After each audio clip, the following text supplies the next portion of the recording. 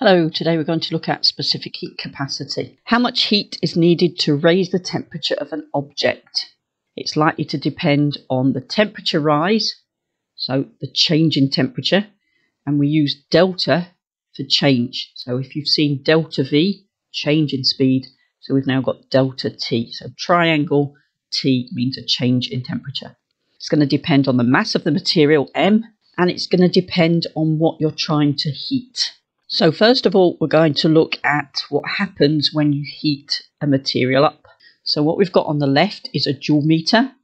We've then got a container that is lagged, so insulated. It's got a heater, a 50 watt heater, and it's got a temperature probe measuring temperature of the water, the material. As I add more heat energy, you'd expect the temperature to rise. Now, in reality, if I didn't put a lid over the top of this, most of the heat would escape to the surroundings, and that's a common question, lost to the surroundings. So I'm going to switch on the heater, okay, and you can see that this isn't measuring the temperature, it's measuring the temperature rise. So the temperature started about 18 degrees Celsius, so this is just measuring the temperature. And as you can see, this is a graph that Mrs. H really likes because it's a straight line through the origin, which is showing then that the greater the heat, the greater the temperature rise. And if it's a straight line through the origin, they must be directly proportional.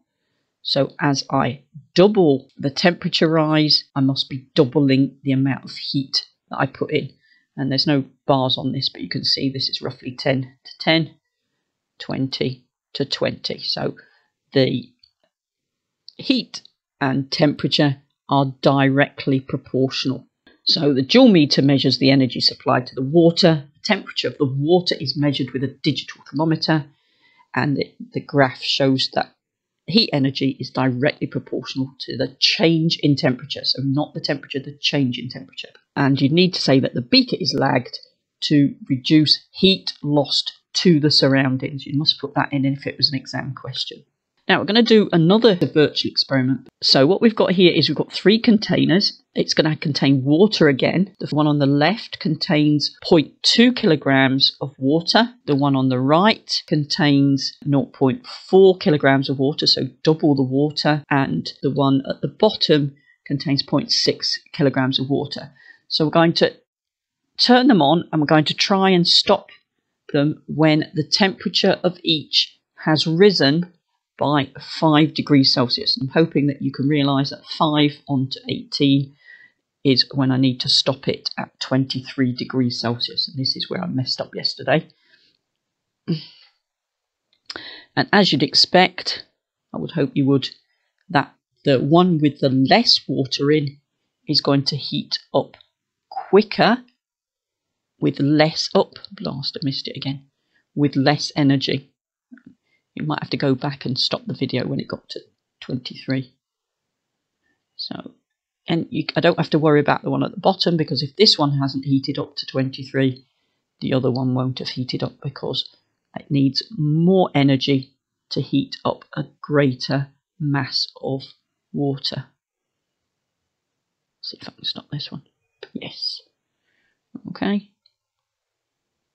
So if I'd done it properly, you should work out that it is about double, right, if I'd stopped it at the proper time.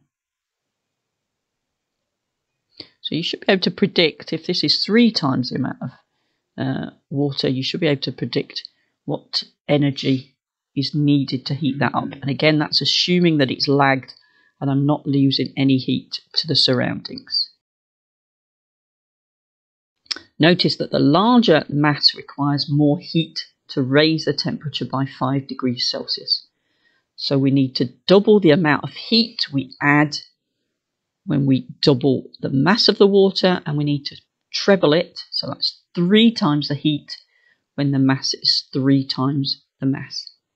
So we can say that the heat is directly proportional to the mass. So if you plotted the mass along the bottom and the heat energy needed to raise the temperature by 5 degrees Celsius, again, I'd get one of those lovely physics graphs of a straight line through the origin. This is the 3rd experiment because we're going to see how the different types of material affect the temperature rise. So we've got a copper can, an aluminium can, and water. Now, looking at those, you'd think, well, hang on, you've got more water than you have copper. But you haven't. You've got exactly the same. You've got 1 kilogram. So we're comparing masses of substance, not volumes. So we're going to heat it for 3 minutes and we're going to watch the temperature change. So there we go. I'm going to set it off. So the copper is obviously denser. What that means is it's heavier for a given space. And you can see that the copper's heating up much quicker than the aluminium, and the water is really slow to heat up. In other words, we're needing to put a lot of heat energy into the water to make the temperature increase. And that's a thing called the specific heat capacity. So the specific heat capacity is an indication of how much energy we need to add to each kilogram of a material to make its temperature rise by 1 degree Celsius. All right. And I've totally lost track of the time, so I'll just keep that running. You can go back and time it. Okay. And that is why if you go to a swimming pool in Dumfries and Galloway, it's always so cold, because you can see from this experiment that it takes a lot of heat to warm water. So the specific heat capacity, the energy required to increase the temperature of 1 kilogram of water by 1 degree Celsius is really a lot of energy. So if you've got a lot of water, a lot of mass in your swimming pool, then you're having to put a lot of energy into that to increase the temperature. And I'm sure you know that energy is money. I think we're about 2 minutes, so I'm not going to keep going on that. I'll just leave it running. Okay?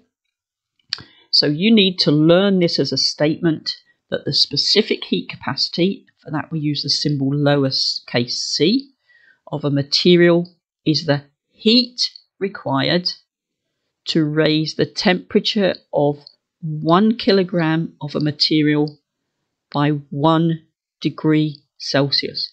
So there's 3 parts there. It is the heat required, part 1, to raise the temperature by 1 degree Celsius, part 2, of 1 kilogram of a material, and that's the mass. Now, I don't like the way they've written this in here. The unit of specific heat capacity is joules per kilogram per degree Celsius. And I think the kilograms and the degree Celsius should really be in brackets. So a better way of you writing it is joules and then kilograms to the -1 degrees Celsius to the -1. And I hope that you also realise from what we've done on temperature that a change in temperature of 1 degree Celsius is also a change in temperature of 1 Kelvin. So we could also write the unit as joules per kilogram per Kelvin. Now we can put all those 3 together. We know that the heat is proportional to the mass. So the more mass, the more heat we've got to do. We know that if you add more heat, you're going to increase the temperature. And we know that it also depends on the type of material. So we put that together and we end up with this equation where it says EH, heat energy supplied, is equal to Cm delta T. Remember that delta T is one term. So C is your specific heat capacity. You will find the values of the specific heat capacity in the data sheet on page 2 of your exam paper. You would not be expected to know those apart from water. The mass will be given in the question, and the temperature change you might have to work out. So it might say the temperature goes from 6 degrees Celsius to 10 degrees Celsius. So you'd have to work out that that's a change in temperature of 4 degrees Celsius. So let's have a look at a problem. An engineer is investigating the use of solid material for storage heaters for use in spacecraft. So in other words, you can put lots of energy in and it warms the material in the storage heater up, and then when it gets cold it can give that heat back out. A 40 watt heater is used to heat 2 kilograms of material X. The initial temperature of the block is 20.3. After 4.5 minutes, the temperature of the block is 27.3. So calculate the specific heat capacity of material X. So we need to find C. So we're going to use the equation EH equals Cm delta T. But it doesn't give us our energy. But it does give us our power and it does give us our time. And I'm hoping that you remember that your energy is power times time. Time has to be in seconds and your power has to be in watts. So we've got a power of 40 watts. We've got a time of 4.5 minutes. We need to put that into seconds. So that would be 4 times 60 plus an extra 30, or 4.5 times 60, which I think is 270. So we've got EH equals P times T. And then we can put that into our EH equals Cm delta T. So we've got 40 times 270 gives us our energy of 10,800 joules. We can put that into the equation here. We've got 2 kilograms of the material, so the mass is 2. And we're taking the temperature from 20.3 to 27.3, which is a temperature change of 7. Now, in an exam, it'd be better to show that stage, because if you calculated that as 6 degrees Celsius, you wouldn't get any marks. Whereas if you've actually tried to show that that's a change in temperature, you just lose one at the end. So that's 10,800 divided by 2 for the mass. And then you also need to divide that by 7, or you can say 2 times 7 is 14. So 10,800 divided by 14 gives you a value rounded to 770 joules per kilogram per degree Celsius. It might ask you what the material is, and in that case you'd have to look at the relationship sheet and find a material with a specific heat capacity of 770 joules per kilogram per degree Celsius. Now, material Y has a specific heat capacity of 850. Explain which material would be more effective to use as a storage heater. This might seem a bit weird, but what you're having to do is you're having to use more energy to heat up material Y. So if I had that same energy, the temperature wouldn't have gone up, but then it's storing more energy, and we want storage heaters. So you'd want to use material Y because it's got a large specific heat capacity, so it can store a lot of energy for a small temperature rise. Because another thing that's not covered in here that's really important is the hotter you are compared to your surroundings, the quicker you will lose heat. So anything that's hotter than its surroundings will be losing heat to its surroundings. And that's why it's important then to lag things. So if you have a big temperature change, then it's going to be losing heat to the surroundings quicker. Thank you.